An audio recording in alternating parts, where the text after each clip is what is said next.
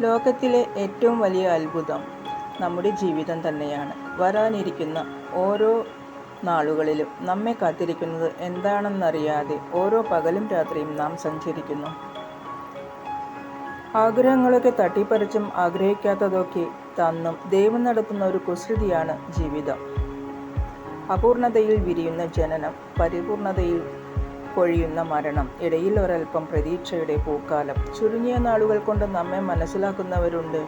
ഒരു ആയുഷ്കാലം മുഴുവനും കൂടെ ഉണ്ടായിട്ടും മനസ്സിലാക്കാൻ കഴിയാതെ പോകുന്നവരുണ്ട്. മനസ്സിലാക്കിയിട്ടും മനസ്സിലായില്ല എന്ന് നടിക്കുന്നവരുമുണ്ട്. എത്ര കാലം കൊണ്ട് അറിയുന്നു എന്നതിലല്ല, എത്രത്തോളം അറിയുന്നു എന്നതിലാണ് കാര്യം.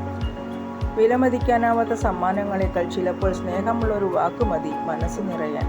ചിലരാകട്ടെ മനസ്സിലുള്ള സ്നേഹവും കരുതലും പുറത്ത് കാണിക്കുന്നതിനു പകരം കൂടെയുള്ളവരെ കുത്തിനോവിക്കുന്നതിൽ ആനന്ദം കണ്ടെത്തുന്നു. അളവിൽ കൂടുതൽ കൊടുക്കുന്ന ഒന്നിനും വിലയുണ്ടാവില്ല. അത് സ്നേഹമായാലും ബഹുമാനമായാലും കരുതലായാലും. എല്ലാവർക്കും ശുഭരാത്രി.